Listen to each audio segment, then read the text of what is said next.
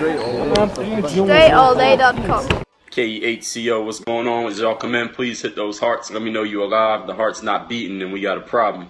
Let me know that you're alive. Let me know your name, where you from. I see some familiar faces coming in. I'm doing great. I'm doing fantastic. Listen, we about to talk about a lot of things. I usually have one topic, but it usually goes into a whole bunch of different things. Please, as we get started here, we about to talk about not letting people scare you out of your life today, or at least that's what we're going to talk about in this Periscope. So swipe to the right, share this on your feeds before we even get into it. Grayson from Richlands, Virginia, what's going on? Let people know we about to get into it right here. I might do a couple of these in a row. Y'all know how it gets. If I get into a flow, I might do a few of these in a row. But we're going to talk about not getting scared out of your life today. That's what we're going to talk about. It's just about decision making. It's about believing in yourself. It's about being disciplined. It's about following your own heart and your own mind, not what other people say. Grayson said he's doing a Kyrie Irving signature workout program from hoophandbook.com. It's good stuff. Kyrie's probably our most popular program. Steph Curry might be catching up to it. I think Steph Curry's been catching up since the finals. But anyway, we're going to get into this right now. The topic, Prince from Chicago, what's going on? This topic I'm talking about today is called Stop Letting People Scare You Out of Your Life. And this is actually a post that I wrote on my website, DreAllDay.com, on September 30th. So about a week ago, I posted this on my website. Jazz from Pittsburgh, what's going on? Please, y'all, hit those hearts as you come into it. You like what I'm saying? If you don't like what I'm saying, hit those hearts anyway. Swipe to the right, hit that share button, share this on your Twitter feed. Let people know that we live here. Dre All Day TV, Work on Your Game TV here. So the topic here is stop letting people scare you out of your life. And the reason I wrote this topic is that I see it happen so often that people have this idea, or an idea is the best way to put it. Idea is something that they want to do, something that they want to accomplish. And as soon as they start doing it, they start hearing all this negativity or getting all this negative energy from the people around them, whether it be people they know or people that they don't know. And they let that negative energy stop them from getting where they want to go to, or even start going in a direction of where they want to go. Then they stop doing it. They feel good because they don't feel as bad about it. They don't feel that trepidation of doing something new, stepping outside of their comfort zone. And they feel good for a moment, but then in the end, they like, damn, I never even did anything. I'm right back in the same place. So let me go into it in detail so I can give y'all some context on it. You know, some of the things that I hear all the time, I'm referencing my posts as I'm reading this. So people say something like, people always come to me and they like, Dre, I want to do X, Y, Z, but somebody said, fill in the blank, whatever somebody said. Somebody said I shouldn't do it. Somebody said it's not going to work. Somebody said I shouldn't try that. I should try this. Somebody said I'm not good enough to make it happen. Something else people say is my friends think I'm dumb. My friends think I'm wasting time. My friends think I shouldn't spend so much time working on my game. My friends think I shouldn't invest in that business. My friends think I don't know enough to start a website. My friends think I look stupid when I make videos on YouTube, so I won't make any videos. So they always stop themselves. Raider Nation, 10:19 a.m. over on the West Coast. What's going on? So they stop themselves from doing what they want to do. Another thing people say is, you know, I want to do X, Y, Z, or I want to go play ball overseas. You know, I want to try to make it to the NBA, or I want to start my own business, or I want to do this, I want to do that, but none of my friends want to do it with me. I had this idea, something that I wanted to do. I went and told a whole bunch of people I know about the idea to see who was interested, and a whole bunch of people said, no, that don't make no sense. No, you're not going to make any money. No, you're not going to get any results. No, that's a stupid idea. No, you're not the type of person who can make that happen. Don't do that. And now I'm kind of doubting myself, Dre, because after I went and talked to everybody gave me all this negativity. Now I don't think it's a good idea anymore. What do you think? This is the type of stuff that I hear every single day from people, from athletes, from business owners, from people who are trying to build their brand, from people who want to do something different from what they're doing right now. Usually that's the best way to put it. I hear this every day from people who want to do something different from where they at right now. And Raider Nation said no one needs doubters and negativity. I agree with you on that, but I got to give more context because everybody already knows that. Everyone knows inherently we don't need doubters and negativity, but guess what? Most of the people in the world are doubters and they're negative. That's just how it is. The Baller 22 was going on. Most people in the world are doubters and negative, not because they're trying to pull you down, not because they want you to fail. It's because most people in life are average, and an average person has seen so much doubt in their lives from other people. They've seen so much negativity. They've experienced it so much. They're not even conscious of the fact that they go around sharing their doubt and negativity with you because that's the only thing that they know. People can only teach you what they know. So if you're talking to somebody who only has achieved a certain level of knowledge and education about life, there's only so much they can teach you. They can't teach you the next level if they don't know the next level. Like, I was hearing one of my partners talk this past week, and he said a person who doesn't have a whole lot of hair can't teach you about growing hair. That just don't make any sense. And y'all understand what I'm saying. A person who is fat can't teach you about having a six-pack. And a person who never works out can't teach you about being in shape. But understand that the person who never works out, who's trying to give you advice about being in shape, is not trying to pull you down and make you not be in shape like they are. They only teaching you what they know. So when somebody only has a certain limit of information, they can't teach you the next limit because they don't know the next limit. For example, there's one of my favorite books is called The 21 Irrefutable Laws of Leadership by John Maxwell. Any of you have heard of John Maxwell, I'm sure. Even in school, John Maxwell gets passed around. But one of the things in his book is McDonald's. Y'all know about McDonald's, a hamburger store, right?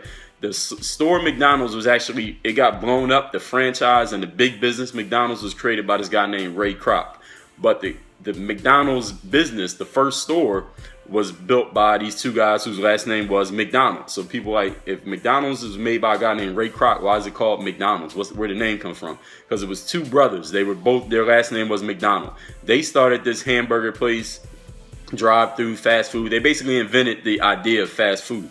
But the problem was they didn't have a lot of leadership skills, according to the story in Maxwell's book. Their leadership level was at this point. So they had I think they had a few stores, like a handful of McDonald's stores. And this guy, Ray Kroc, came across McDonald's and he was like, wow, this could be a huge concept. This could be $1 billion company. He had the vision that it was all the way up here. Shifty Drew, what's going on? He had the vision. Ray had the vision that the company could be all the way up here. I'm going to repeat it in a second. He had the vision that the company could be all the way up here, but the McDonald's brothers only saw it right here. So Ray Kroc went to them and he bought them out of the company. He bought the McDonald's company from the guys whose name was McDonald, and he's the one who blew it up into the company that you know now. That story is in the very first chapter. It's called The Law of the Lid and the 21 Irrefutable Laws of Leadership. The author's name is John Maxwell. John Maxwell, that book, 21 Irrefutable Laws of Leadership. And one of the things what I was just explaining is the law of the lid, which means if your skill level is only to a certain point, you're not going to be able to achieve anything higher than the point of your skills. So if your skills are not high enough, you can't achieve higher than that. That's not even what this video is about, but y'all know how sometimes I gotta go on a tangent to give you context of what I'm talking about. The point of that being, if you're talking to somebody whose experience is right here, all they can share with you is an experience that goes to this point. They can't tell you anything above this level because they don't know anything about that level. So when you get negative people in your life, people who are doubting what you can do, giving you negative information about what they think your potential is, understand it's not because they're hating on you. It's not because they want you to do bad. It's not because they're trying to pull you down, even though those are all things that we vocalize it as it being those things. But the fact of the matter is, when somebody's level is here and you're trying to get here and they tell you, no, you can't do it, you can only go here, is because that's all they know. They don't know any better. You don't know what you don't know. So if somebody doesn't know about that level above, there's nothing they can do to help you. You just got to know where you're getting your information from. So it's not about them, it's really about you. So back to the topic of this video is not letting people scare you out of your life. So I talk about how people always say, no, I'm thinking about doing something, but somebody told me I shouldn't do it. My friends think it's dumb and it's a waste of time. Nobody else wants to do it with me. So I gave that whole context to understand that if you're talking to people that's right here, you can't explain to them the idea that's up here. They just won't get it. Y'all understand that? Like, you can't explain to a blind man, you can't explain colors to a blind person. They're just not going to understand it. You got to talk to somebody who knows what you're talking about, who can think on the same wavelength as you so they can get exactly what you're saying. So one of the things that I wrote, I wrote this post on my website. It's the most popular page on my entire website, Dre All Day, that's been out for 8 years. The most popular piece on that page is called, you want to play basketball, professional basketball, you want to play overseas, read this. It's basically a step-by-step guide which tells you the things that you need to do if you want to play professional basketball. I get more emails, more messages, more hits to my website off that post than anything else that's on my site. And the first thing on that site, when I write this out, and this apply, everybody understand this, even if you're not trying to play ball overseas, this part will make sense to you. The first step, when I talk about guys who want to play basketball overseas, guys or girls who want to play professional basketball, number one step is this: make a fucking decision. That's the first step. Why is that the first step? People say, what does that mean? Make a decision. Because usually people come, they like, make a decision. What do you mean? Give me some real info. They're like, can you give me some real information, Dre? Tell me what I got. Tell me what agent I got to talk to. Tell me which camp I should go to. Tell me how much money I got to spend. Tell me, what my video is supposed to look like when I send it to coaches. Tell me which countries I should be trying to get a job in. Tell me what I'm supposed to write in the email that I got to send out to all these coaches. Tell me, they want these actionable things. What's the next thing I got to do? Who's the next person I got to call? Who am I supposed to email? What am I supposed to say? Should I post my highlight video on YouTube or Vimeo? Or should I go on Twitter? Or should I do an email campaign? Or should I get on Instagram? Or should I buy ads on Facebook? They went on these actionable how-to things when that's not the most important point. The most important point is to make a decision, because once you made a decision to do something, all of the options are cut off. Once you make a decision that you're going to make something happen, that you're going to become a certain type of person, that you're going to get some type of end result, any option other than doing that is cut off, which means you will figure out the how-tos, the who to email, what to say, which camps to attend, how much money you need to save up, which college you should go to, who you should ask for help and advice. You'll figure all that out once the decision is made. Because guess what? If you start taking these actions, let's say you made a decision that you're going to go outside and run 3 miles every single morning, right? So you decide today, all right, every morning at 5 o'clock, I'm going to go outside and I'm going to run 3 miles around my neighborhood. No doubt. It's a decision. You know what's going to happen the very first day that you go to run those 3 miles? It's going to rain. And then the next day it's going to be cold. And then the next day your leg's going to hurt. And then the next day you're going to have been up till 2 in the morning because you was arguing with your girlfriend. Then the next day something else is going to happen. And the next day it's going to rain again. You know what all those things are? They're going to be challenging whether you really, really made a decision. That rain and your leg being hurt and your dog getting sick and you having to stay late at work the night before, those are the exact same things as you deciding to do something and your friends saying that's a dumb idea. Or people saying nobody's going to do it with me. Or people saying, you know what, you be wasting your time. You shouldn't do that. I tried it before. It didn't work. Those are the exact same things. It's a parallel. As soon as you make a decision to do something, you're going to get all of these challenges. It's really going to test if you really made a decision or if it was a preference. See, when something's a preference, you can start doing it. And when it gets inconvenient, you can be like, oh, well, I was just trying it out. And then you can walk away and never do it again. When you make a decision, you're going to make it happen no matter what happens. And if you think about the most successful people you know or most successful people you've heard of, you tell me, did those people make a decision or did they make a preference? Every single one of them made a decision. You know it. You name any famous person, any person who you know is very successful, they all made a decision to get what they wanted to get. Not a preference, because when something's a preference, you only do it when you feel like it. You do it when it's convenient. You do it when it's easy. You do it when everybody else is going to help you out. You do it when you got all the green lights, quote unquote. If you got setbacks, you got challenges, you got people going against you, people doubting you, a whole bunch of negative energy, a whole bunch of things, it just seems like Murphy's Law. Whatever can go wrong will go wrong. If you made a real decision, it don't matter. You still going to make it happen anyway. So that's the thing. That's one of the reasons. That is the reason why I tell people, the first step I tell people is, listen, you got to make a decision. And that could be about basketball. It could be about your business. It could be about your relationships. It could be about whatever you're doing. You have to make the decision first. Once the decision is made, all the how-tos will figure themselves out. Because even if I gave you a complete wrong list of how-tos, like let's say I made a decision that I want to go do that. I want to start a website, a brand new website. And I had the complete ass backwards wrong instructions on how to make it go. I'm going to get to that, Trey Tom. If I had the complete wrong instructions on how to start a website, like somebody gave me the wrong information about where to get my domain name, how to get hosting, how to start the website, how to design a website. I had all the information was completely wrong. I had the wrong advice, but I made the decision. Well, actually, before I go to that, I had the wrong advice. If it was a preference to start a website, as soon as I started it and everything went wrong, what would I do? Somebody tell me, what would I do? If I made a preference to start a website and everything went wrong as soon as I started it, what's going to happen? I'm going to quit. I'm going to be like, all right, well, I was just trying. Exactly. You would quit.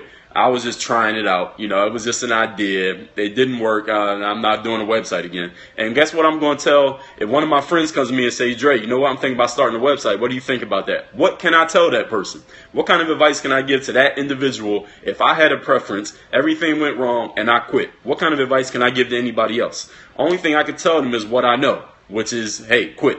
Hey, I tried that. I tried to start a website and I had all this wrong information. It just didn't work. I tried to do this. Yeah, exactly. I can only give them BS advice. I can only tell them about what I know, which is quitting. If I quit, all I can explain to people is, hey, this is how you can quit. Because that's the only thing that I did. I can't teach what I don't know. So let's say the exact same situation happens, but I made a decision. Listen, I'm starting a website because let's say somebody kidnapped my grandma.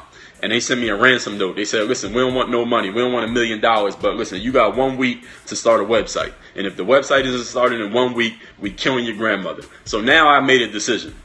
right? Because I want to save my grandmother from the kidnappers, and now I got to make a website. Now I have no choice but to make this website. And let's say I get the wrong information again, exact wrong information. I tried out the first day. I spent $300 on hosting and a domain name and a web designer, and all of it's wrong. Nothing's working. The website doesn't exist. What am I going to do now? Exactly. Now, like Trey said, I got a sense of urgency now. Now I absolutely have to make it happen. So after it doesn't work the first time, what am I going to do? I'm going to try another approach. I'm going to go get some advice from somebody else. I might go read a book. I might just go online and go to GoDaddy.com, call that 1-800 number and just get some advice, have them walk me through the entire process. It doesn't matter what it costs me, how much time it takes, what I got to do to make it happen, because I absolutely have to make this happen. That is also known as a decision. Once you made a decision, everything else doesn't matter. You will figure it out. Even if it takes you 10 years, if it takes you a week in that scenario that I was talking about, if you got to spend this much money, you got to go through this many people, you got to go through this much doubt and negativity and people who won't go with you, you're still going to make it happen because you made a decision. That's what happens when you make a decision. Everything else is cut off. It doesn't matter what gets in your way. You're still going to get through it no matter what. Now, back to the topic of this scope is stop letting people scare you out of your life. And the reason that I talk about making a decision is because all you have to understand that your life is 100% yours. You 100% own it. They don't own it. Your parents don't own it. Your friends don't own it. Your school teachers don't own it. Your boss at work doesn't own it. Somebody who you did business with doesn't own it. Your boyfriend or girlfriend don't own it. Your kids don't even own it. You 100% own your life. So anything that you use, any other individual that you use as an excuse for not doing what you really want to do deep in your heart and your gut, none of those people are going to have to answer for you when you on your deathbed and you looking back on your life like, damn, I didn't do that one thing that I wanted to do. I didn't do it because I said, it's because of my kids. I didn't do it because of my parents. I didn't do it because my friends. No, not your parents either. No, your parents are not an excuse. And I'm going to talk about that in a second. Not even because of your parents. You can't look back on your life when you 80 years old and you about to die. You can't look back on your life and say, damn, you know what? I really wanted to start my own business, but I didn't do it because my parents told me not to. Are you going to put that on your tombstone? Hey, he wanted to start his own business, but his parents told him not to do it. Or, hey, he wanted to play basketball, but he didn't do it because he had a son. Or, no, he wanted to start his own website, but he didn't do it because his friends told him it was a waste of time. You ain't going to put that on your tombstone. On your tombstone, all I was going to say is what you did. And if you ain't do nothing, then it's just going to be a blank tombstone with your name and some dates on it. Figuratively speaking, y'all understand what I'm saying. I don't mean literally. But you can't look back on your life and blame other people. You can't look back on your life and say, oh, it was this guy, it was that person, it was this situation, it was this school, it was this job. All that stuff can be excuses or they can be reasons. Because I could go and say, listen, when I first started playing basketball, I've told this story several times, but some of y'all might not have heard it. When I got out of college, right? I graduated college 2004. I got out of college and I went back home. I moved back home to my parents' house. My mom and my dad, we was having a conversation. My mom was like, well, you graduated from college. What you going to do now? Now, just to give you some context, my mother's a school teacher. She had my sister and me reading books from a very young age. That's how I became a writer now and an author now. And I read so many books now because it was implanted in me at an extremely young age, reading books and writing and all that stuff. My mom's an educator. So she was real big on, go to school, get good grades, go to college, get your degree, get a good job, and happily ever after. Y'all know the blueprint that your parents teach. Oh, thank you, Rob Lowe. He said he liked my appearance on Young Hustlers. We're going to do that again. Y'all need to hit up Jared and tell him let's do it again, and Grant also. But anyway, let me get back to the story. My mother's big on education. She was like, go to school, get your high school diploma, get your college degree, and then go get a job based on your degree and live happily ever after. The reason that she wanted us to do that was twofold. Number one, my mom didn't get a chance to do that herself. When she had kids at age like 20. She was 20 years old when she had both of my sister first, then me. My sister's a year older than me. And Grayson said the story's in the mental handbook. Absolutely it is. I'm giving you a little bit more context to it. She had my sister when she was like 19 or 20. She had me when she was like 20 or 21. She was in school at the time. And I remember when me and my sister were really young, she used to bring us with her to her night school classes so she could go to school. But eventually she kind of gave it up because it was costing her too much money to have the kids and pay for school. She just couldn't make it work. So she put off going to college for like 15 years until I graduated. When I graduated from college, my mom went back to college and got her master's degree. She has it now. Now she's a school teacher in the Philadelphia school system. So she wanted us to get the education at the right age that she didn't get. She didn't graduate from college until she was like 40-something years old. I was out of college when my mom graduated from college. So she didn't want that to happen to me and my sister. So she was real big on go to school and go get a job that's based on your degree, because again, she wasn't able to do that. She had to work. I remember my mom working at Denny's. My mom was a waitress at Denny's when we were really young. My dad was a security guard. He had got a job at a factory. So these are things that my parents had to do because they had kids extremely young. So they was like, we not letting that happen to our kids. So we want them. My dad wasn't so vocal about it. My mom was really the one driving the horse here. And she was like, y'all got to get your education, get a job. So when I got out of college, right, graduated from Penn State Altoona, my mom says, what are you going to do now? You got your college degree. What are you going to do? I told her I'm going to go play basketball overseas. What do you think my mom said when I told her that I wanted to play basketball overseas? Now, she's an educator. She's always been stressing, go to school, get a job, all that. I told her that. Exactly. My mom was like, yo, are you out of your fucking mind? You going to do what? You going to go play basketball overseas? And for those of you who haven't read my whole story, you can read it at dreallday.com/list. That's my book, Buy a Game. You can read that for free on my website. I told her I was going to go play ball overseas. I hadn't even played ball my senior year of college, and this is a different scope that I'll do. So all she knew, my mom's not a big sports person. She didn't know nothing about overseas basketball. Most average people don't know nothing about what happens when you play ball overseas. I tell people today, like, yo, I play ball overseas. They're like, how does that work? What team are you on? Who do you play for? And they don't understand it. You got to get them like this 10-minute explanation so they understand what you're talking about. But anyway, the point of it is this. My mom was like, what? You going to do what? You going to play basketball overseas? She was like, look, you just graduated from college. She just went on a rant. She was like, you just graduated from college. You got a 4-year degree. Right. You had your little grants and scholarships, and we had to pay for it. My parents, we paid a little bit for you to go to college. We got you a car when you got out of high school because you went to school. You ain't got your education. I put off going to school for 15 years just to make sure you and your sister could get the proper education. Now you want to go play basketball? Are you crazy? What are you talking about? You need to go get a job. Because at the time I didn't have a car either because my car had broken down in college. She's like, you need to go get a job that's based on your degree. You got a college degree from Penn State. You can get a really good job. You need to go get yourself an apartment and move out of this house. You need to go get yourself a car so you can go to work. You need to go. I had braids at the time. She's like, you need to go get a haircut. This is all stuff that my mom's telling me. She just went on this rant when I told her I wanted to play basketball. So she just goes on this rant.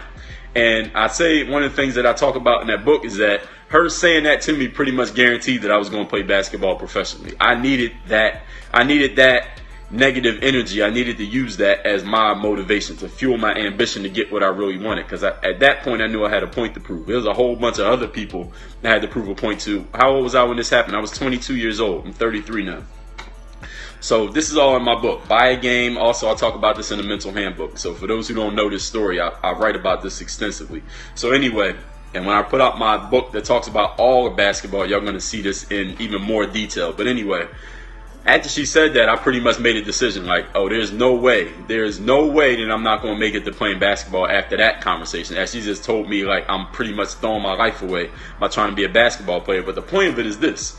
What did my mom know about professional basketball? Nothing. All my mom knew was the blueprint is what I call it. Go to school, graduate, get a job, live happily ever after. That's the only thing that she knew. She didn't know anything else. She couldn't advise me about being an athlete because she wasn't an athlete. Now, let's just say that my mom happened to be someone who plays in the WNBA. And I said, hey, I want to play pro basketball. That would have been a completely different conversation, yes or no. It's because she understands. She knows exactly what I'm talking about. If somebody who plays pro basketball, if you approach somebody who plays pro basketball and say, hey, I want to play professional basketball, are they going to tell you can't do it? Are they going to tell you, hey, are they going to try to stomp on your dreams? Are they going to tell you that only 1 in a million people make it? Are they going to tell you, no, you can't do something like that? All right, and who is this? Humble Q22 says his mom has tried to discourage him from doing certain things. And I'll get to the questions at the end of this.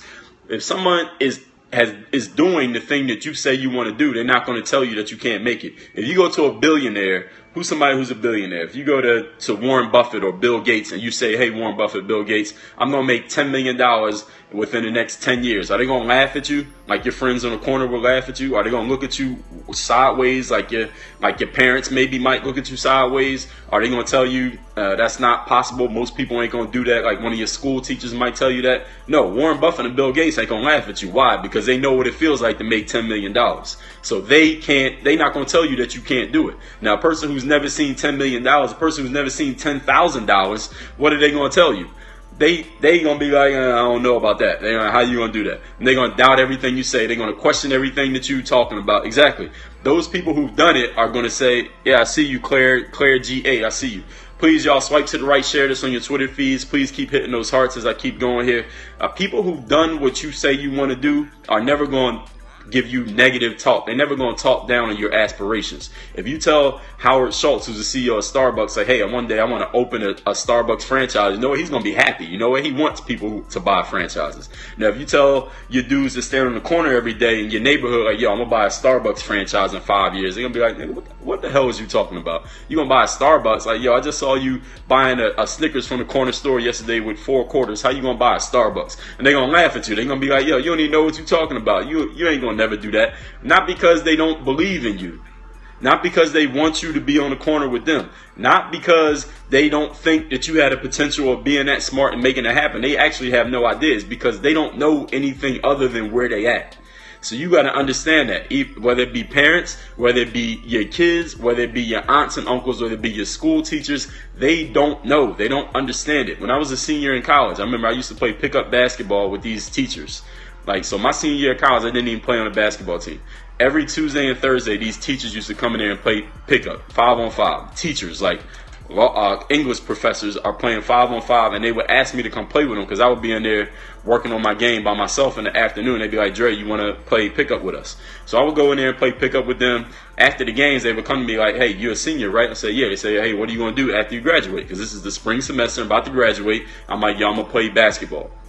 And they would all they would just get quiet. They wouldn't say I couldn't do it because they wouldn't give me anything positive or negative, but I could just see in their eyes, they're like, you going to what? Because most people who graduate from school where I went to school, I went to a Division III school, they don't become professional athletes. Sports is like a little footnote in your life while you go on to do your main thing. You ever see that NCAA commercial? Most of our athletes are going to go pro in something other than sports. That's exactly how they was looking at me. Like, you're going to become a professional basketball player? Like, yo, you playing pickup with English professors and the guy who hands out the hamburgers in the lunchroom. Now you going to go play professional basketball? Like, what?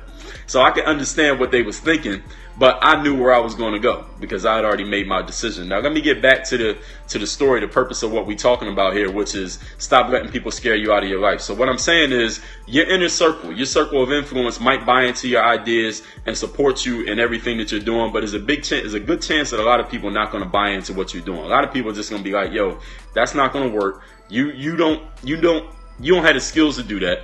That doesn't make sense. I know somebody who tried to do that and it didn't work. I tried it myself and it didn't work.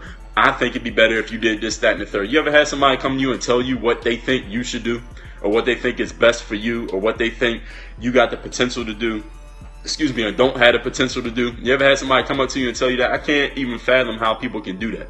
I remember I had a partner, a female of mine. She had some friends of hers tell her what she was capable of and what she wasn't capable of. And she ended up backing out of her own idea because her friends were trying to tell her what they think she could do. Like, they were like, yo, I think you could be successful at doing that over there, but I don't think you could be successful at this. You shouldn't do it. You should quit. You should give up this idea. And she quit. She actually quit on it. And I was trying to be nice to her because she was a friend of mine, but I really wanted to tell her, like, yo, how can you be so fucking weak just to let your own friends? First of all, if these are the people you consider to be friends, I understand why you are how you are. If these are your friends, like your friend's going to tell you that, listen, if one of my friends came to me and said, yo, Dre, I'm about to open a casino in Las Vegas next week, I'm not going to tell him that he can't do it. I'm going to at least say, all right, hey, good luck, man. Do your thing. Yes, this is absolutely a motivation show. OKO Fire 123. That's absolutely what this is. I didn't know what you thought you was coming into, but that's where you at. So anyway, if one of my best friends, who I don't know for doing nothing but playing basketball, called me tomorrow and like, yo, Dre, I'm about to open a casino in Las Vegas next week, I'm gonna be kind of puzzled, but I'm not gonna tell him he can't do it because it's my friend. Like, you're not gonna be negative about your own friend. So the fact of the matter, I went to this woman. I didn't say this to her, but I wanted to say to her, like, yo, if these are the people you consider your friends, like these are the first people you thought of, and they're your friends, and this is how they react, I understand why you are how you are as a person, because you have no friends. Because these are not friends. A friend would at least say, all right, you want to do this. I might not see how my friend's going to make that happen. I'm going to say, hey, where's your casino going to be at? You know, do you have funding? Do you have employees? Do you have everybody already in place for doing what you want to do? Please, y'all, swipe to the right. Share this with your friends on Twitter. Share it with your friends on Facebook. This is Dre All Day. We talking about not letting people scare you out of your life and out of your dreams. So I would at least say to my friend, like, hey, do you have everything in place? You have your employees? When's the grand opening? You know, am I invited? What can I do to help you out because it's your business? You know, you want me to send out a tweet? You want to make a video? I'll put it on my YouTube, whatever, because it's my friend. That's what you're going to do to support your friend, even if you think what they're saying makes no sense whatsoever and you're not even sure how they're going to make it happen, but you're not going to be negative about your own friend. Like, yo, you're going to fail. I know what you're capable of, and this is one thing that you're not capable of. This is what the woman said to her right to her face in front of me. I'm like, are you kidding me? This is your friend? This is the woman that you consider a friend? Like, you would do something for this woman? That was ridiculous. But anyway, now that was just something that happened on the side. Now, here's the thing. Wherever you're going, and I'm referencing my post on dreallday.com. It's by the same title as the title of this scope. So if you want to read it, you can read it on my website. It's called Stop Letting People Scare You Out of Your Life. Now, what I said here is, especially if where you're going is up. I talked about this in a confidence video last week. If you got some friends or some people around you whose confidence level is right here, and you trying to put your confidence level up here, they're not going to understand anything that you're doing that's between here. This gap right here, they don't get it. Now, they get everything where you up here. When you get to this point, they see eye to eye with you. But as soon as you start going up here, y'all don't see eye to eye no more. Y'all might not be friends no more. You might have to get you a new circle of friends because everybody's not going to get where you're going. And understand that by law, by definition, most people are average. Y'all know what the word average means, right? Average means the group where most people are. Most people are average by definition. Just by the definition of the word, most people are average. So if you're trying to do something that is above average, that is abnormal, that is not the normal thing that most people do, most people will not get what you're doing. Does everybody understand that? It's very important that everybody watching this understands that. I don't care how old you are. I don't care what you do for a living. I don't care what you're trying to do for a living or where you're from. As long as you speak English, you must understand what I just said. If you're trying to do something that is not normal, that most people won't do, that is above the level of averageness, most people are not going to get it. And when most people see you doing it, what are they going to say? They're going to say, that doesn't make any sense. I don't understand what you're doing. That's not going to work. That's stupid. You're wasting your time. I saw somebody who tried that and it didn't work out. You know, a lot of people who are average try things that are above average. They don't work out. Where do they go? Right back to average. That's why they're average. Now, the people who are above average, they try to do something that's above average. It doesn't work out. And guess what they do? They try it again. That's called making a decision. You make a decision. If you try something that's above average and it doesn't work, you fall back down. What do? You climb back up all over again. You know what happens to most people? They start at average, right? Takiru, what's going on? Welcome to the party. So most people, they start at average, right? They started average, and this is 609 people, Raider Nation. I don't know who the 609 are, but whoever they are, if y'all watching, what up? This is Dre All Day. We talking, stop letting people scare you out of your life. Please keep hitting those hearts. Swipe to the right, share this on your Twitter feed. Let people know we going in right here. So most people, follow this. They started average. They try something that doesn't work out, and you know what they start thinking? Well, man, I hope nobody saw me fail, because I know they're going to talk about me. Or, you know what, I'm not going to try that again because my average friends are going to laugh at me. Because most of your friends, if you're watching this, most of your friends are probably average. I don't even know you, but I guess what? Most of your friends are probably average. All right, Raider Nation, 617, that's what's up. 640, even better. Let's keep it going. Most of your friends, if you're watching this, are probably average. All right? Most of the people you know, let's put it that way, are probably average. If most of your friends are average, please work hard at changing that. But the more you interact, you're just going to come around average people because most people are average. It's hard to get non-average friends in your entire circle. So most people try something that doesn't work and they're like, yeah, I hope nobody saw that. I'm not going to try that again. All my friends going to laugh at me. That's what most people do. Actually, most people do, they don't even try. Most people are here at this average level, right? This is what they do. Most people are average, right? So they're right here. They think about doing something that would take them up here. They think about it. They have a preference about it. They talk about it. They read about it. They write about it. They tweet about it. They Facebook philosophize about it. They Instagram about it, but they don't actually do it. And you know why they talk about it? You know why they read about it, think about it, and post it on Facebook and Instagram? You know why? Because they kind of testing it out. It's like floating the tester out there. Let me see what my friends say about this. Let me see if anybody likes this post where I'm talking about doing something that I might do. Let me talk to one of my average friends about this idea that I'm thinking about doing and see what they say about it. Let me talk to 5 of my average friends about doing something that's above average and see what they say. And you know what? Before they even take any action, they scare themselves out of their own life. Or their friends scared them out of their life. Their friends say, that's not going to work. That's stupid. You're not going to make money doing that. You shouldn't start that business. You shouldn't try to play basketball. You shouldn't try to go to school. You shouldn't try to be above average. They're not going to say that, above average. You shouldn't try to be this super smart person. You shouldn't try to be this entrepreneur. You shouldn't say you're going to make $10 million. You shouldn't say you're going to open a Starbucks in 5 years, because nobody around here has ever done that. And they start giving you all the reasons why you're average.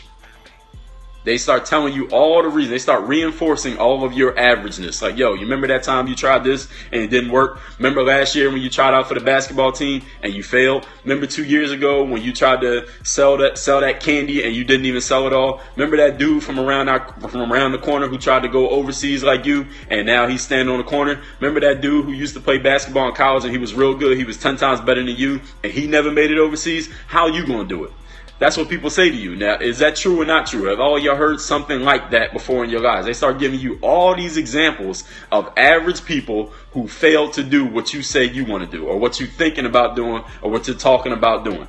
That happens all the time. They start giving you all these examples like, yo, he didn't do it. He tried it. Even he tried to do it. Your mom didn't do it. You got a son. You can't do it. You got a job. You can't do it. You from here. You can't do it. You go to this school. You can't do it. You only averaged 10 points a game last year. How you going to do that? They're going to give you all these reasons like, yo, you work at Pizza Hut. How you going to start a business and make $10 million? What are you talking about? They're going to give you all these reasons, right, to reinforce it. And they're super convincing. This is the thing about average people. They're so used to being average. They got so much averageness nailed into their heads. It's like with a hammer. You ever get a hammer and hammer a nail into a wall, and it's so nailed in there you can never pull it out with your hands, right? When you hammer a nail into a wall professionally all the way in, you can't pull that nail out with your finger. It's the same thing with averageness being hammered into people's brains. Most people are so average, they got it so nailed into their brains that that's the only thing that they know, and they will come in with so many supporting facts, or quote unquote facts, mostly their opinions, supporting opinions about why you should remain average just like they are. And it's super convincing. Like, my mind was super convincing. If you've been listening to the conversation, if you didn't know who I was, if I wasn't me and I'd be listening to the conversation, I say my mind was super convincing as to why I can't play professional basketball. You barely played basketball in high school. You just started playing basketball at age 14. Just 10 years ago, son, I was going down to the playground and arguing with the rec league coach why you was the only 12-year-old in the whole neighborhood who didn't make the basketball team. Now you're going to be a professional basketball player? All those guys who made the team over you, none of them played pro. How are you going to do it? Just 4 years ago, you was barely making the team in high school, scoring 2 points a game. Just as last year, you didn't even play on the basketball team. You playing intramurals while you going to college. How you going to play on the basketball team? You didn't get a scholarship to go to Division I. My cousin's sister, my grandma's co-worker's grandson, he played professional basketball. He went to a D1 school. He had a full scholarship. He scored all these points, and then he played overseas. You didn't do none of that stuff, so how you going to go play overseas? You don't have any of the background that he has. You went to college. You got a degree. I sacrificed 15 years of my life so you get a degree. So now you're going to throw all that away and go play basketball? She was super convincing. And guess what I was saying while she's giving me all these points? What counterpoints did I have to offer my mom when I'm coming out of college, having played intramurals my senior year, didn't have a highlight resume, nothing behind me that said I was going to be a pro?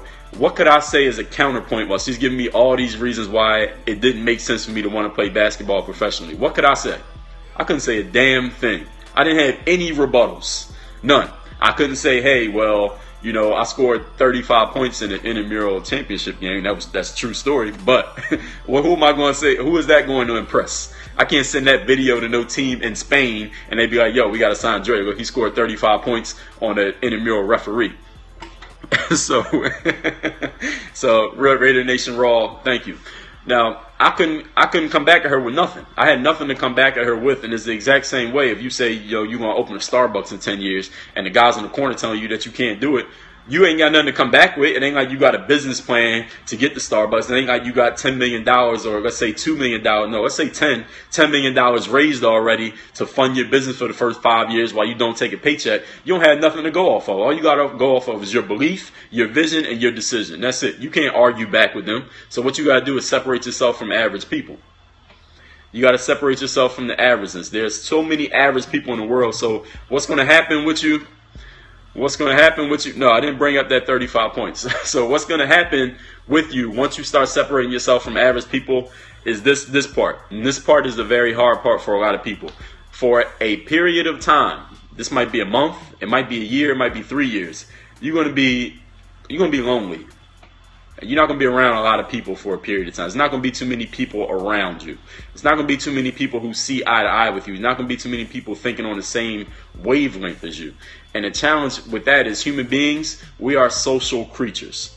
Human beings like interaction. We like being around other people. Like you ever go to an event and you're around a whole bunch of other people and you just get positive vibes just from being around people, period. If you spend a whole day at work and you're doing your thing by yourself, you're not around any people, sometimes that can drain your energy. Even if you're an introvert, extrovert, I get that whole debate and not debate, but the compare and contrast. Me, I consider myself even more of an introvert.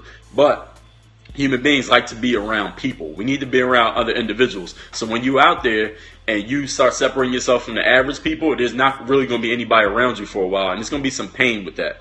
You know, the pain of being alone, of feeling like you're not part of the in-group is similar to actual physical pain. Like if you broke your arm or broke your leg or you tore your ACL or you twisted your ankle, that pain that you feel when that physical pain happens is equivalent to the pain of feeling alone and that you're not connected to any other human beings. That's actually scientifically studied and proven that people need connection. So when you don't have connection to people, you feel injured. It's the same as if you got injured. So you got to be strong enough mentally, physically, spiritually, emotionally, that when you're going through that period of not being connected to other people, you still can keep yourself going. Because if you get weak, if you have a moment of weakness when you're like, man, I need to be around other people, you know what happens? You go from, because when you get away from people, you're starting to get away from that averageness. You're going up the elevator, but you're going to be very alone up here. It's very, very, you know how they say it's lonely at the top? You're going to be very alone while you're on your way. Now, on the way to the top is even lonelier.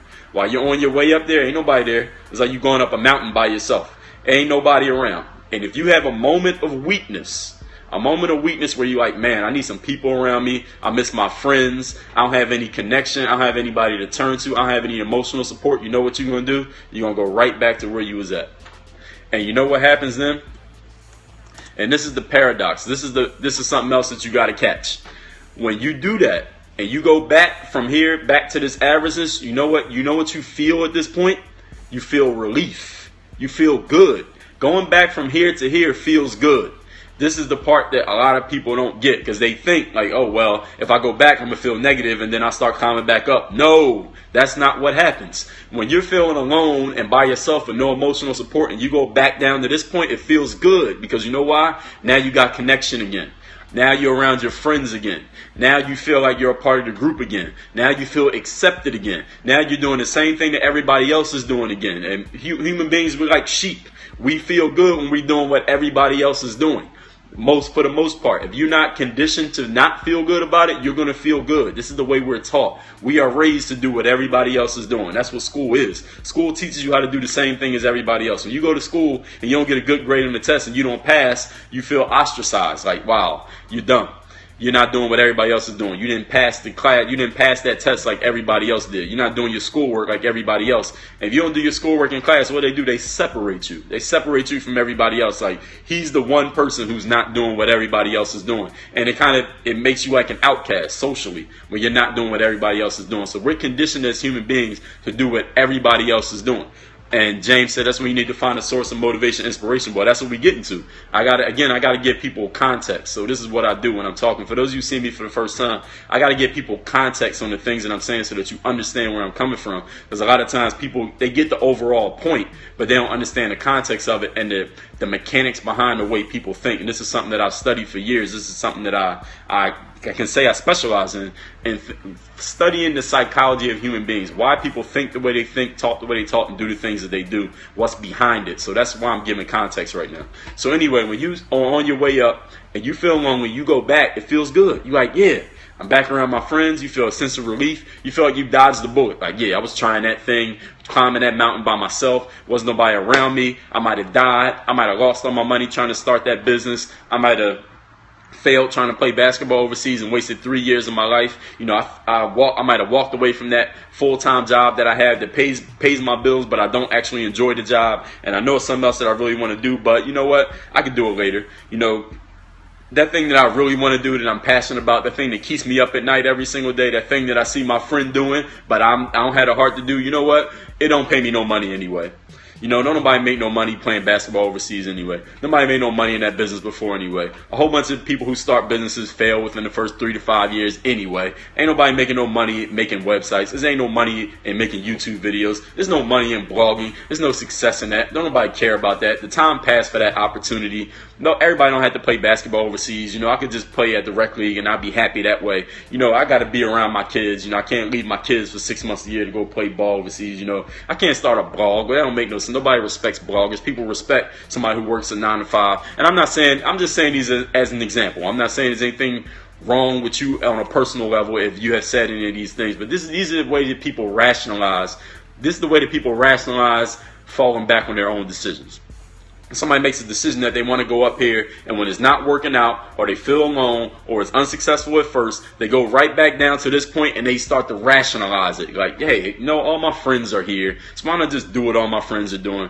You know, I've been working at this job for 10 years. I don't really love the job. All it does is pay the bills. But you know what? They value my input here at this job. I'm not going to give up this job to start my own business. You know, starting a business is risky. I might lose all my money. You know, trying to play ball overseas, I got to pay $1,500 to go to this camp, pay for the registration, the food, the hotel, and the camp fee. That don't make no sense anyway. I might as well save my $1,500 so I can pay rent next month. Maybe get me a new car.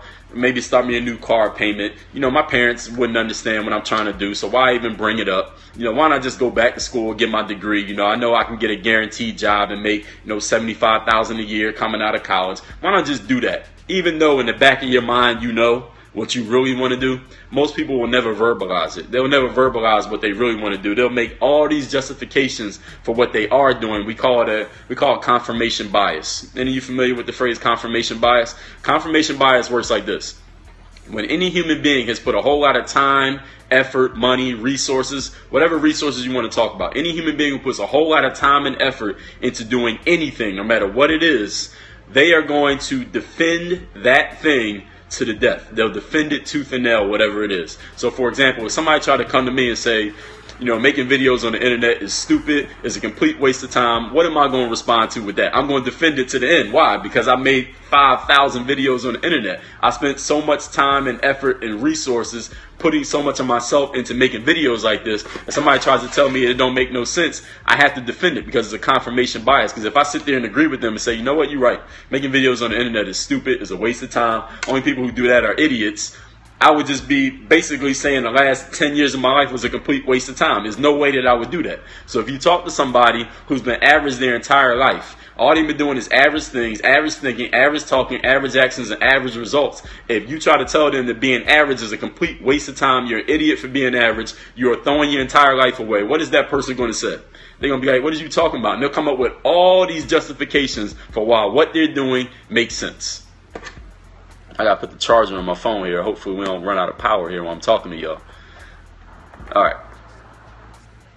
So, and the next thing is, if somebody tries something, then this is the part that I wanted to get to. If somebody's here at that average level and they start going up, oh yes, I'm definitely on fire right now. I didn't expect this video to be this long, but y'all know how it gets. So, while they're on this level right here, right? They're on this average level right here. And somebody starts to go up, or they think about going up. Let's say they're here, but they're looking up. Like, they're looking up that mountain like, I don't know. Maybe I could do this. Maybe I could try this. It's kind of like if any of you play basketball, you know the first time you jumped up and grabbed the rim and hung on it. I remember when I was in like maybe middle school. It was in middle school one time. We went up to the basketball court and we took a chair over next to the rim, and we jumped off the chair and hung on the rim. And we was all nervous as hell because we had never hung on the rim before. We couldn't jump that high. We was small. And I remember looking up at it, and I was nervous as hell. Like, yo, what if I miss? I'm about to fall and bust my ass on this concrete. And that's the same way people are at this average level. They looking up at what they might do. Like, I think I can do this. I might be able to do this. But if I miss, I'm about to bust my ass on this concrete. And that's the moment of decision that people got to figure out what they're going to do. Hey, Solutions Turk, thank you. Skateboarding, exact same thing. Watch this on replay, Solutions Turk. You got to catch the whole thing. But anyway, people are looking up at this point. They like, maybe not. And they might start to take a few steps. And you know what happens? They start to go backwards because you know what? All that rationalization, that confirmation bias of what they've been doing their entire lives, they talk themselves out of it. Like, nah, I just can't do it. For example, I know this woman. She was like, she came to me at Toastmasters. I'm president of Toastmasters in Miami Beach. Any of y'all want to come? That's Miami Beach Convention Center, not Convention Center, the Botanical Garden across the street from the Convention Center. Every Thursday, 6:30, 7:30, South Beach. But anyway, this woman I know in Toastmasters, she came to me and she's like, Dre, you know, I see what you're doing online. You know, I see that you make the YouTube videos and the blogging and stuff like that. She's like, you kind of like a life coach. And I was like, yeah, I kind of am. And she was like, you know what, Dre, I want to start doing something like that. Because she works at, I don't know where she works, but she works for some company. And, you know, it's like a job that a lot of people have, at least from my perspective. I hear a lot of people talk about their jobs, and it's like, it pays the bills. I don't really love it. I don't hate it, but I don't love it. It's just, it pays the bills. It's kind of like they're on the treadmill of life. And she's like, you know, I got that job. You know, I got my job, but I want to do something else because that's not really what I'm passionate about. And I'm like, absolutely, I understand that. So when are you going to start? And she's like, I don't know what I would talk about or write about. And I told her, hey, you could talk about this. I gave her like 20 ideas right off the top of my head. I said, what is it you doing? How'd you get started? I gave her like 20 ideas. Y'all want the 101 content ideas? I just put that out today, dreallday.com/content. But anyway, I gave her all these ideas. I told her what she could do.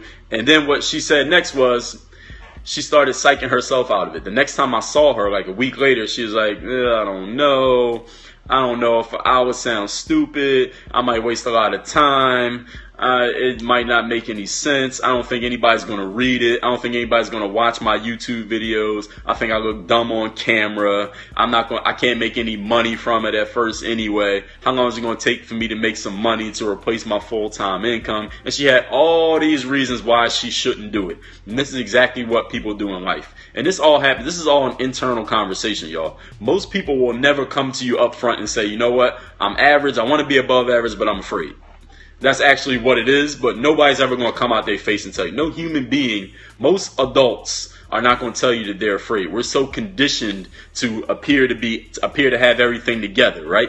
And how many of you know an adult who, to the outside public, they seem to have everything together. They seem to be the most put together individual. Everything's in order, but you know for a fact behind the scenes that they kind of fucked up.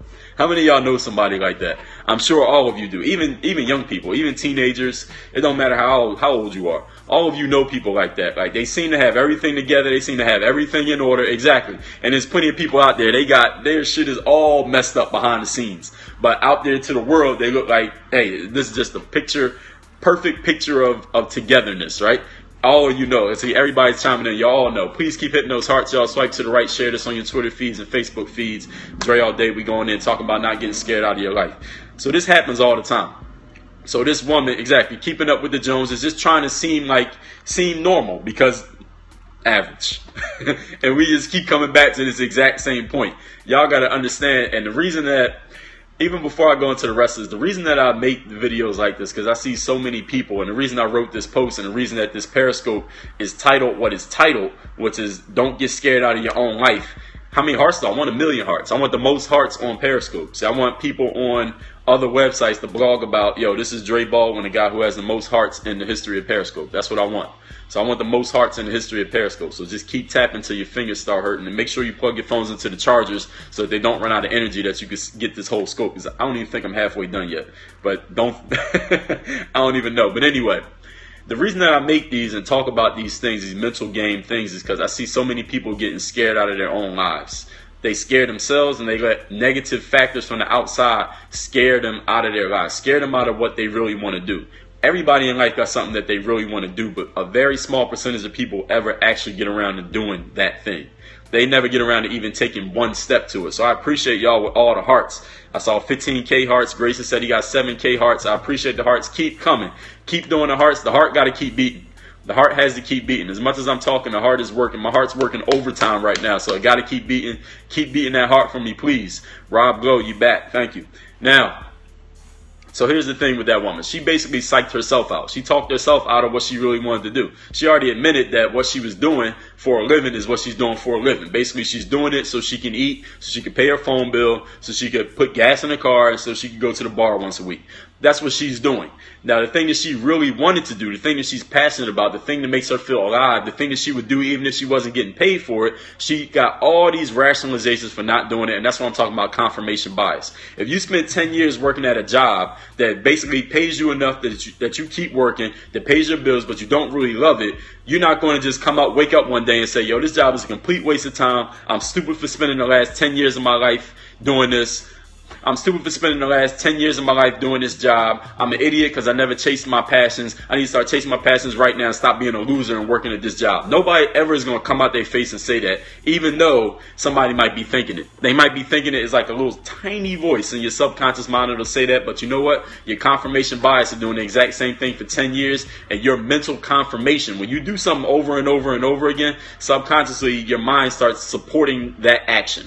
Like, there's some reason why you're doing this. If any of you know somebody who's an alcoholic who was addicted to drugs, they might know, if you talk to them a little bit, they know that it's a bad thing to be addicted to drugs or be an alcoholic. But if you've been drinking alcohol every single day for the last 12 years, you're going to come up with some damn good strong justifications for doing it. Yes or no? Any of you know anybody who's been like that, or you know somebody who might have a problem with substance abuse or something like that, and you first try to come to them and confront them about it, they got a whole lot of justifications for why they're doing it. Now, I remember I was watching The Sopranos. Y'all remember The Sopranos? I don't even remember the kid's name. The guy that Tony, he was the young one. He became, what the hell was his name? He was the young guy, and when him and Tony got in that car crash, Tony held his nose and let him die. I forget what his name is. Any of y'all know who I'm talking about? Tell me his name. But Tony Soprano they had an intervention for this guy. So it was in The Sopranos. This guy was like addicted to drugs. He was taking a whole lot of drugs, and him and his girlfriend was like, something's wrong with my whatever he was, boyfriend, or his what the hell was his name? My fiance. She was like, we need to have an intervention. So she called all the guys from the mob. All right, humble, just catch the whole thing, just watch the whole thing on replay. But anyway, she's like, we need to have an intervention. She called all the guys from the mob. So Tony Soprano came, Silvio came. Who was the other guy that hung with Tony? I forget his name. So they all came. So it was like 8 people in the house. This guy comes out, and they sat down in the living room. They're like, yo, we think you have a problem with substance abuse.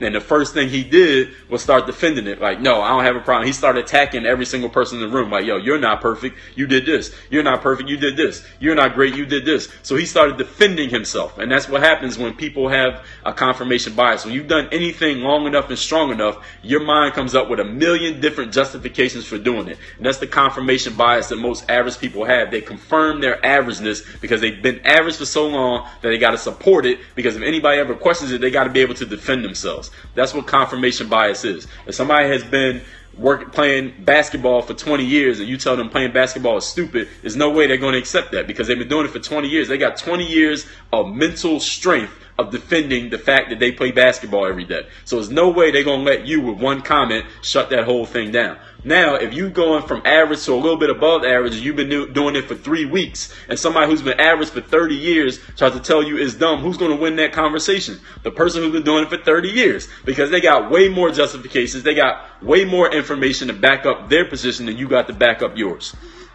Right, and they said, I'm giving a carpal tunnel. Keep doing it.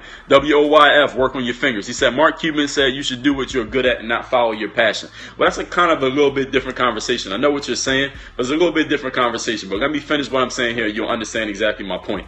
Now, when you talk about confirmation bias, a person, if you've been doing something for 3 days, you can't argue with somebody who's been doing something for 30 years, who's trying to tell you that what you've been doing for 3 days don't make no sense. You have no confirmation. You haven't done anything. You have no success. You have no results. You ain't made no money, no Nobody knows your name. There's nothing in your past that says you can do this. There's nothing that you can support your position with. Nothing at all. Nothing. When my mom told me, yo, how you going to play basketball overseas? I couldn't say nothing. There's nothing I could say.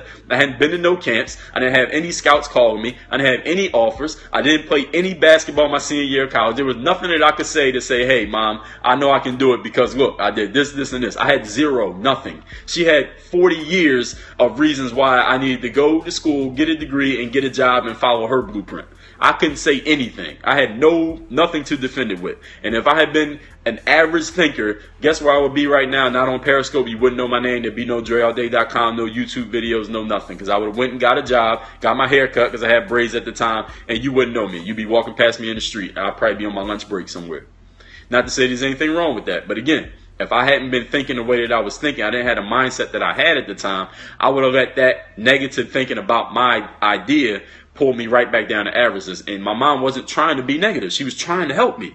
This is the parts I got to get. She was trying to help me. She was trying to say, listen, son, you got a degree. Go get a job with your degree. You went to college to get a degree. The reason you got a degree was to get a job. And now we all know in 2015 that that's not the way the world works anymore. We know that people are graduating college. They can't even get jobs. We know that even if you get a job, it might not be even something that you even love. We know that there's a lot of ways that you can do business and make money and make a living without working a traditional job. But in 2004, a lot of people didn't know that. Right. A lot of people didn't know that. As Rob Lowe says, I work all day. A lot of people didn't know that that was a situation. They didn't see it coming. My mom didn't see the internet coming. My mom grew up in the 60s and the 70s. So our parents, those of you who are, let's say, in your 30s or below, 20s, teens, anything, our parents didn't know about that stuff. All they knew about was what they were taught. They were taught during the Industrial Revolution, which is go to school, get a job, get a car, get an apartment, get a better job, get a raise, get a bigger apartment, get a nicer car, get another raise, get a better job, get a bigger apartment, get a nicer car, get a house, live happily ever after. And then when you're 65, retiring on Social Security, none of that. That world doesn't exist anymore. So my mom was trying to tell me to go follow a blueprint that was outdated. She's telling me about a blueprint from the 70s when we were in the 2000s. I was smart enough to know that because of the information that I was able to gather outside of school. If I just followed the school path, I'd be doing what most of my classmates from college are doing right now, which is working at somebody else's company. They're not really happy because they're not doing what they're really passionate about, but they don't see a way out of it because their own mind has created so much confirmation bias over the last 10 years of what they've been doing that they can't throw all that away because people are going to be like, why are you throwing that all away? You went to college for it. You got a degree. You got a great job. Why don't you keep doing what you're doing? It's the confirmation bias that we got in our own minds in addition to the ones that's coming from the outside. So let me get to the rest of this point.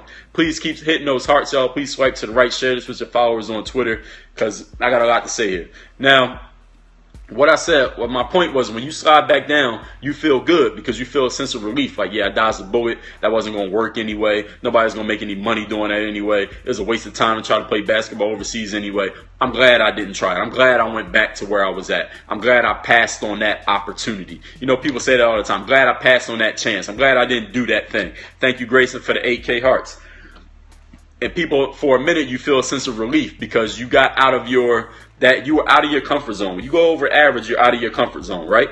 Now, when you go right back to your comfort zone, you feel good. When you're doing something you're comfortable doing, like any of you done something that's out of your comfort zone in the last week, when you do something that's out of your comfort zone, you feel anxiety. You're like, I don't know how this is going to go. I don't know what this person is going to say. I don't know how these people are going to respond to what I'm about to do right now because you're out of your comfort zone. And as soon as you finish doing that thing and you slip right back, you go right back to what you're comfortable doing, you feel good. You feel normal. The anxiety goes away. Your heart starts beating at a normal rate. You stop perspiring. You feel good. Nobody's looking at you crazy. Now you feel normal again because you went back to your comfort zone. So when you go back from trying to get above average and you go right back to being average, or even if these are your thoughts go up here, but then you bring your thoughts right back to down here, you feel good. It feels good. And this is how people trick themselves into being average for their entire lives. So make sure you understand this.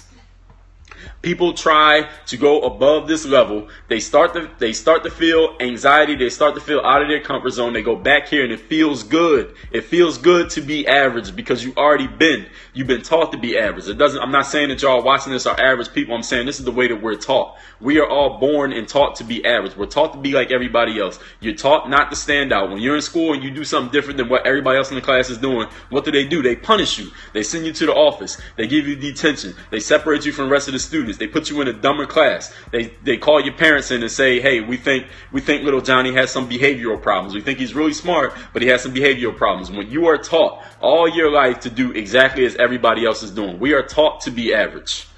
All right, that's what happens. When you're a baby, nobody's teaching you to be average. It all starts in school. For you start school at age 5, you might graduate if you go to college at age 22 or 23. So you got 17 years of being taught to be average. So when you get back to the average level, it feels great. It feels normal. It feels comfortable. It feels like home. It's like this is where I'm supposed to be. So understand that when you're feeling normal, when you're feeling like comfortable, when you're feeling like this is where I'm supposed to be, most of the time is because you're in an average place, you're thinking averagely, and you are tricking yourself into being average for your entire life. I want to make sure y'all understand that point before I go into my next point. I need a sip of water. I'm talking for like an hour straight. But anyway, y'all got to understand this point. It feels good to be average. So if you're feeling normal, comfortable, you might be thinking average right now. So you got to learn how to question yourself. Like, hey, what am I doing right now? What am I thinking right now? Am I doing the thing that most people are doing? And my idea has always been the same. If you look around you and you see a whole bunch of other people doing the exact same thing that you're doing, you are probably doing the wrong thing. Y'all understand that? If you look around and you see most of the people around you doing the same thing that you are doing, you are probably doing the wrong thing. Now, does that apply to every single situation in life? No, because I know every once in a while people come in and say, well, what about this? Y'all understand the point. Most people are average. That means most people are doing average thing. So if you're doing the same thing that most people are doing, you're doing something average. It doesn't even matter what you're doing, where you're doing it at, what language you're speaking. You're probably doing something average if you're doing the same as everybody else. Unless you're in a situation where they pick the above average people and y'all all gather in the same place. Now, those are the people you need to make friends with. That's the circle that you really need to have, is those above average people. Now, the next thing is, I talked about people use all kinds of rational arguments to sway you. And again, I'm going off this post on my website by the same title as this scope. Stop letting people scare you out of your life. And then, you know what happens after you come back? So you're up here, right? And you come down to that. What is that, James Bueno? What is that emoji that you just used? I don't even know what that is. If y'all watching this, I see a lot of y'all been sticking with me. I appreciate it. Please keep hitting those hearts. Swipe to the right. Share this on your Twitter feed. Share this on your Facebook. Tell them Dre All Day is going in. We talking about not letting people scare you out of your life. We talking about getting out of the average trap, because there's so many people trapped at average. Is ridiculous. It's an epidemic. It's worse than gun control. It's worse than the birth control debate. It's worse than the presidential debate. Is worse than childhood obesity. Is worse than pollution. Is the averageness. There's so many people stuck in averageness, and I think it's my goal to help some people, or those of y'all watching this right now, to get out of that averageness. So here's the thing: when you come back down, you feel good, right? And then you know what happens after maybe a week or a day or an hour of you feeling good because you went back from outside of your comfort zone into your comfort zone. You know what happens next? Then you start feeling regret. You start feeling, Takaro says, standing out is the hardest thing to do in Japan. I got to come out to Japan. And Raider Nation says, girl's getting mad because he's watching. What should he do? Tell your girl to start paying attention. She's missing some valuable information. She got to watch this, because your girl's going to come across some average people. She's going to need to know how to deal with them. That's the thing. You need to know how to deal with average. I know most of y'all ain't average. I'm giving y'all this information because when you get off this Periscope, the next person you see or talk to or get a phone call from, I guarantee you there's a 99% chance they're average. So you got to know how to deal with that person. That's why I talk about this. I got to make sure I give you all the information so you know how to deal with it. So this is the thing. Now, you start to feel good for a couple days, maybe a week, maybe a month, maybe a year. But then you know what happens? You start to feel regret. Like, you know what? Damn. I just had an opportunity to do what I really wanted to do, and I let somebody talk me out of it. Damn. I could have tried to go overseas finally, at least gave it a shot. At my last chance, I'm 30. I could have gave it a shot, but I let people laughing at me and telling me that it's too late for me to try to play basketball. I let them scare me out of trying it. Damn, I could have started a blog. Somebody was going to help me and give me all this content information. So exactly, average people won't watch the video. Exactly. So that's why I said I know y'all not average. You'd be like, damn, I could have started a blog and Dre was going to give me 101 content ideas. That's dreallday.com/content. That's free. Dre was going to give me 101 content ideas on how to start my blog, and he was going to support me and tell me exactly how I could do it and how I could start building it up and build my base and write about stuff, and I could start making my YouTube videos. But damn, I let one of my friends who don't know shit about blogging or YouTubing or websites tell me it was stupid and that it was a waste of time. And now you start feeling regret. Like a week later, like a month later, maybe a year later, when you see that same person who was trying to encourage you to take the jump, and then you see them again a year later, and they seem like they still doing their thing, and you still in the same average place you was when they was trying to tell you to get out of it, and you like, damn, I passed on that opportunity. Damn, I could have did that. And then you know what you do? You reach back. Now you like, hey, I wonder if that opportunity is still available. I wonder if the timing is still right for me to make this happen. Solutions said, when am I coming back to Philly? I don't know. Maybe next summer, Solutions. I looked at the weather up in Philly. It ain't good. It ain't Miami weather. I don't think I'm coming up there no more this year. Barring any unforeseen circumstances. But anyway, but then you reach back. You try to see if that opportunity is still there. Can I get it? And the opportunity just passed you by. Understand this. Understand this, ladies and gentlemen. You as a human being, you do not pass on opportunities. People do not pass on opportunities. If you're watching this video, you have never in your life passed on an opportunity. Never. Whatever you think you passed on, you didn't pass on an opportunity. Opportunities pass on you. You don't pass on opportunities. Somebody offered you a chance like, yo, you want to play on this basketball team? You said, no, you didn't pass on it. The opportunity passed you and went to somebody else who took it. And somebody else guaranteed took that spot. Like, yo, you want to be an investor and start this business with me? No, guess what? They went and found somebody else to start the business. Hey, you want to start this blog and talk about, crocheting and knitting and making socks for your grandson? No. Oh, guess what? Somebody else started it. Now they own that space. Now you can't do it because they already own that space. And they got 100,000 followers and 1,500 unique viewers on their site every day. And they got 50,000 subscribers on YouTube and 10,000 people following on Instagram. And now you can't own the space because they just took it when you quote unquote passed on the opportunity. No, the opportunity passed you and went to somebody else. You do not pass opportunities. They pass you. Opportunities knock on your door really lightly. You ever go to somebody's house because you were supposed to and you knock on the door real light, like one time, and you hope that they don't even hear it? You hope that they don't answer the door? You ever knock on somebody's door and you hope that they don't answer? You're like, damn, I hope that person don't answer the door. Like, I hope I knock so lightly that they didn't even hear it. That's how opportunity knocks on your door. It knocks real light. You ever had the cops knock on your door? Or the cops knock on your window? They knock real hard, like they might break the shit. Like, damn, yo, the cop about to break the glass in my car. Or they about to knock down my door with his fist. Opportunity don't knock like that. It knocks real lightly. Like, can y'all hear that knocking? You can't even hear that. That's how opportunity knocks, real lightly. If you don't answer the door, opportunity goes right to the next house. It's just like a salesperson. It just keep going to the next house, the next house, the next house till somebody answers and lets it in. And it's going to stay there. Whoever lets it in, it stays. You do not pass on opportunities. And what happens is later on in life, you like, damn, I missed that opportunity. And that feeling that you missed on your opportunity, there's only two ways that you can work with that missed opportunity. Two things that could possibly happen. And this is what happens when you pass on an opportunity, or opportunity passes on you rather, is number one, you feel regret. You feel regret for the rest of your life, and that regret just eats away at you. You might talk to somebody close to you and be like, damn, I regret me passing on that opportunity. I was an asshole. Why did I miss that? Why was I so stupid to let that opportunity slip by me? That's one way that people look at things. And that's like 10% of people look at things that way. This is what the other 90% do. They use this word called rationalization. Most people, when they pass on opportunities, that means here's average. They were up here. And then they went right back down here because it was too uncomfortable to be up here. They go right back here. You know what they do? They rationalize their decision. They rationalize it like, oh, I didn't miss that much of an opportunity. I wasn't going to make that much money. Nobody cares about that. It's all right. He ain't that good anyway. I don't need to be doing that. I'm good with what I got. I'm comfortable with where I'm at. I don't need that. I'm good. I'm good. You ever hear somebody say that? I'm good. But you know for a fact that they ain't good, right? They're like, I'm good. I don't need that. I'm cool. I'm cool with where I'm at. Like, you know they ain't cool with where they at. It's just like the example I said earlier. Y'all know anybody who to the outside world, everything looks like it's perfect, but you know for a fact that behind the scenes they all fucked up. Right? Y'all know exactly what I'm talking about. You ever hear? And it's the same way that somebody like, yo, I'm good. I'm cool with where I'm at. I'm good with my situation. I'm making enough money. I'm cool with being in this space right here. I'm cool with staying right here for the next 10 years. I'm all right. I don't need anything else. I don't need that opportunity. But you know for a fact that they actually do need it and they're really not good. That's the exact same thing. And that's how people rationalize. And again, us human beings, by the time we reach adulthood, by the time we get to age 21, we're so experienced in communicating with our mouths and the confirmation biases of defending our positions or whatever it is that we're doing. It's very hard to get somebody out of that space. It's damn near impossible. So you run into somebody who's like that, just go to the next person. Most of the time is a waste of time. And this is what happens.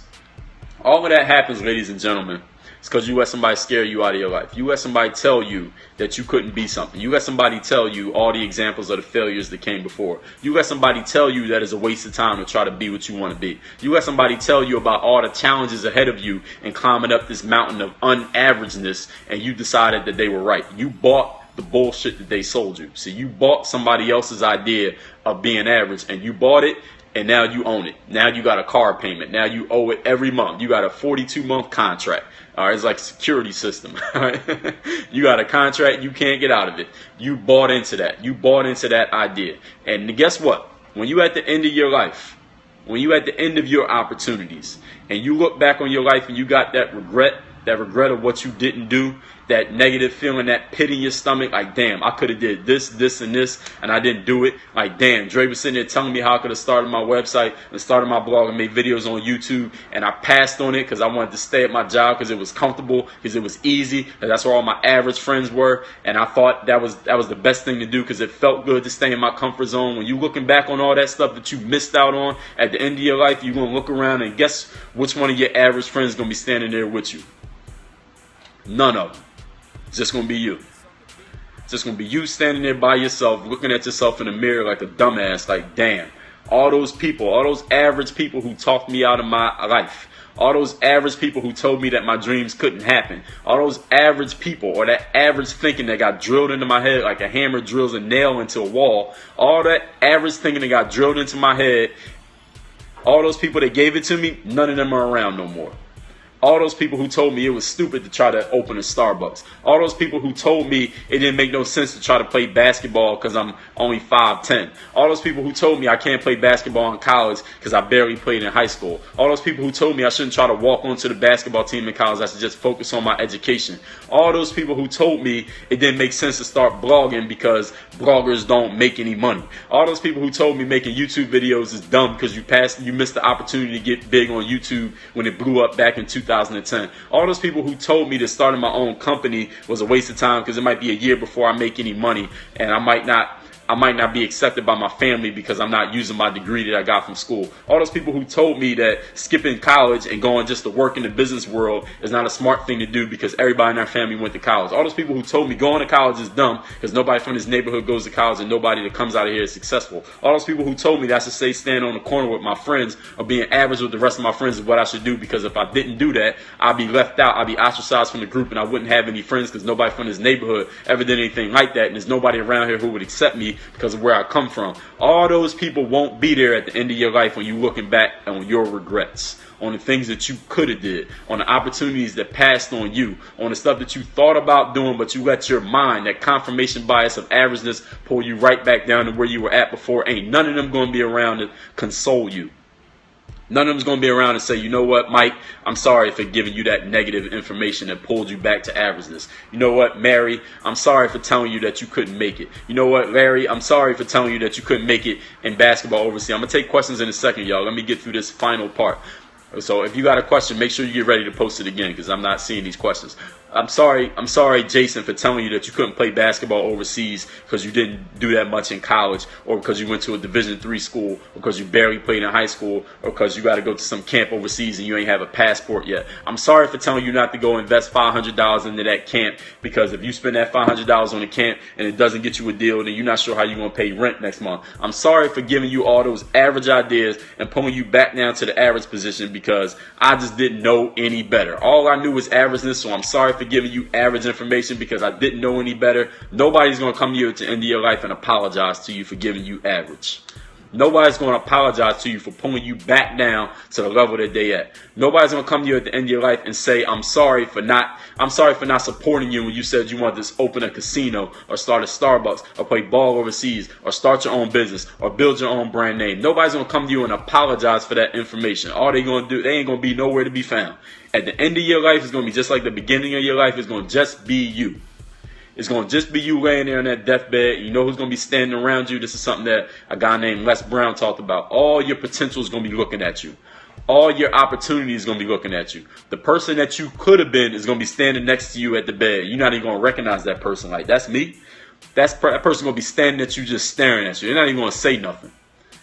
They're just going to be looking at you. They're not going to say a word. And you're going to know exactly what they're thinking. Like, this could have been you. This is what you could have did. This is what you could have said. This is what you could have attempted. This is the business that you could have started. This is the opportunity that you could have taken advantage of, but you didn't. All because you let somebody scare you out of your life. Now, you that's watching this video right now, I don't care if you're 45, I don't care if you're 57, if you're 15, if you're 21, if you're 35. You don't want to be that person. You don't want to be that person looking back on the end of your life saying, damn, I wish I could have did that. So wherever you at in your life right now, wherever you live, whatever you doing, wherever you going, understand that most of the people around you, like walk outside right now and you see 5 people, you see people riding by in their cars, most of them are average. You don't want to be doing what they doing. You don't want to be thinking how they thinking. You might have to do what they doing right now, but your mind, you could go wherever you want to go. You might be in Chicago right now physically, but in your mind, you could be in Las Vegas, if you understand what I'm saying, figuratively speaking. You might be in the hood right now physically, but mentally you in the penthouse. Understand what I'm saying? You got to be able to put yourself in that mental space every single day. It's a muscle. I talked about that confirmation bias, that average. People get stuck here because they exercise it every day. People exercise averageness every day. That's how they get conditioned to be average. You can exercise above averageness, but you got to do it every single day. You can't take a week off. Oh yeah, I'm going to be average for this week, but then I'm going to go back to it next week. No, it won't work. This is the thing. If you work out, let's say you start running every day. You go running 5 miles a day, every day for a week, and then the next week you take a week off. Where are you going to be at? You're going to be right back down here where you was when you started. You got to do it every single day. You can't take a day off. You can't take a day off from your mental exercise. And once you do it enough, once you do this enough, you get to this level every single day enough, it will feel wrong to be at this level. See, if you're doing something average and it feels normal, that's because you are not conditioned to be above average. That's it.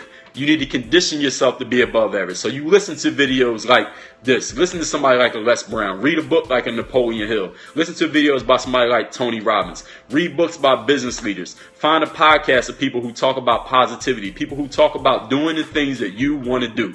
Whatever it is that you want to do in life, there's somebody who's already done it or done something close to it, and they've written something. They've recorded something. They got a program for something. And all this stuff will cost you nothing. If you're not sure, email me, dre@dreallday.com, and tell me what it is, type of information you're looking for. I guarantee you I can refer you to at least one source of somebody who has that stuff. You got to condition yourself to be above average. If you are doing something average and it feels normal, that's because you are not conditioned to be above average. You got to condition yourself by doing this every single day. You cannot take a day off. You can't take a day off from being above average. If you got kids, can you take a day off from taking care of your kids? Hell no. Your kids will die.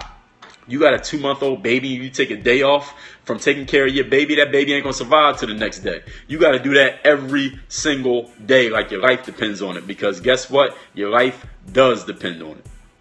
Now I'm going to take questions. Any of y'all got questions, please leave them down in the comments. I missed the last few questions while I was going through my closing statement. So please let me know what your questions are, and then we're going to wrap this up. Please keep hitting those hearts. Please share this. Share this on your Twitter feeds. Even after this is over, share this on your Twitter feeds. Tell them Dre All Day went in for, I think this has been going on for a damn near hour. Please let them know that I went in talking about stop being scared out of your life. If you have a question or comment, please leave it right now. Please keep hitting those hearts. Share this on your Twitter feed. Tell people to follow me. And Trey Tom says, it better to be a one-man machine than have friends. No, not necessarily. You can be a one-man machine, but you got to find the right friends. Find people who are on the same wavelength as you, people who are trying to do what you want to do. Takeru says, it's better not to discuss your dream with people. Well, there's different ideas on that. There's a TED Talk by a guy named Derek Sivers, Dereksivers. Look up his talk where he talks about telling people about your dreams and goals, and he has a good point of view on this. So look that up. You can share your dreams and goals with people who've done it already. If you tell Michael Jordan you want to be the best player, you want to be a basketball player, he's not going to laugh at you. But you tell some bum on the corner, he might not understand. Raider Nation says, am I considered famous or well-known in the streets? I don't know. I mean, I guess I'm internet famous. I'm YouTube famous, maybe social media famous. I mean, I could walk through the mall and nobody's going to mob me, so I'm not that type of famous, but I'm somewhat, I guess. Rob Glow says, I'm so psyched to feel like not figuring out the questions on my own will hold me back. It's not necessarily that, Rob. You just got to get around the right people. There are people out there who know what you would need. Like, so wherever it is you're trying to go in life, there's somebody out there who's done it or done something very close to it, and they can give you information. If you want to make $10 million, there are people out there who made $10 million. You might not be able to call them on the phone or text them, but guess what? You can read their book. You can follow them on Twitter. You might be able to see their Periscope. You can listen to them on some podcast. You can read an interview that they did for somebody's website. So all that information is out there. The great thing about the world we live in today is the information is out there. It's not like 20 years ago where if you wanted some information about something, you were only limited to the people that were around you or maybe the library with a bunch of dusty-ass, outdated books.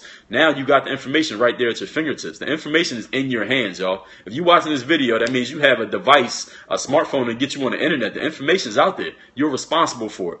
Rob says, how do I get work done at home? My parents wondering why work didn't need me today. I don't know what you mean by that, Rob. Solutions Turk asked me, do I have a mastermind group? Not right now, I don't. I'm a mastermind free agent.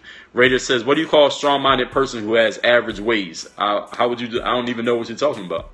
A strong-minded person who has average ways? Well, I guess my mom would be one of those people. There was a comment that just came after that. I missed it.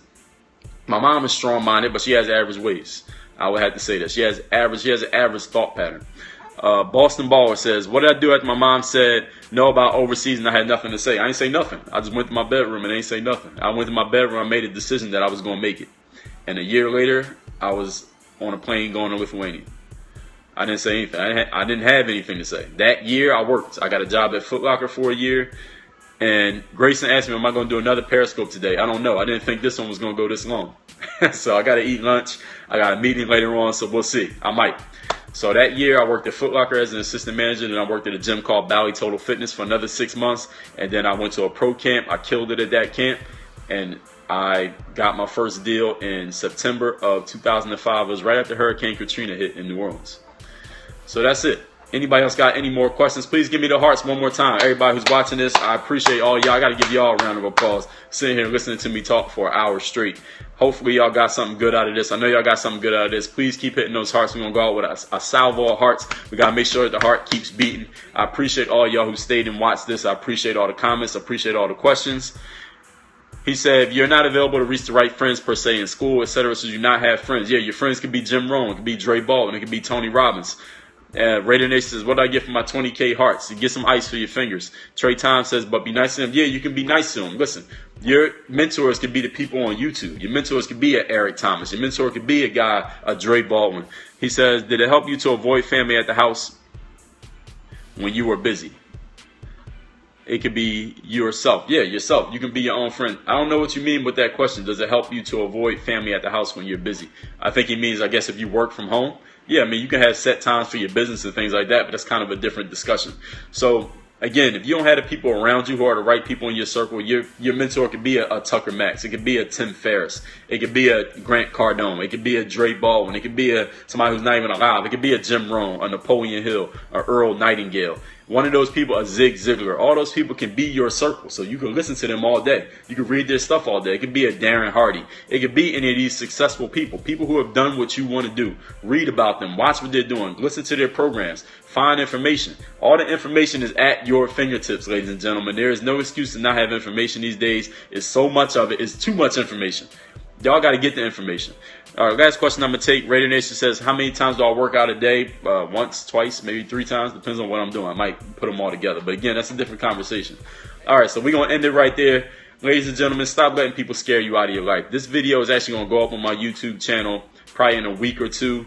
That's youtube.com/DreUPT, or just look up my name, Dre Baldwin.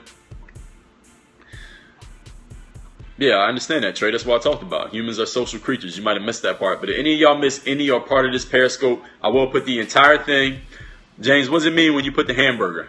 Somebody put the hamburger a few times. I don't know what the hamburger means. Yes, DreAllDay.com. The post of this video is sourced from a post on my website called Stop Letting People Scare You Out of Your Life. Now, my phone number is not on my site. You had to email me, Dre@DreAllDay.com, Dre@DreAllDay.com if you want to reach out to me. Y'all know where I'm at. Instagram is at Dre Baldwin. Twitter is at Dre All Day. I think y'all found this scope from Twitter, Dre All Day. I think I'm going to end it right there because I'm about to eat lunch. I got some phone calls to make, got some stuff to do. Raider Nation Raw, I appreciate you. I appreciate everybody who's been hitting those hearts. Unbelievable. Rob Go, I appreciate you. Solutions Turk. Everybody else who's been on here, Trey Tom, Grayson, everybody, KEHCO, who was the first person in, everybody who's been coming in these, I appreciate y'all. This video will go on YouTube next week, so y'all be able to see the full thing. If you miss any or part of this, you can watch the replay on Periscope or the full thing on YouTube. I'm out of here. Work on your game. DreAllDay.com. Thanks for checking out this video. Make sure you follow all my top content up here. Follow me on all your favorite social networks right over here. And make sure you are subscribed to catch all the new content I put on this channel every single day. Work on your game.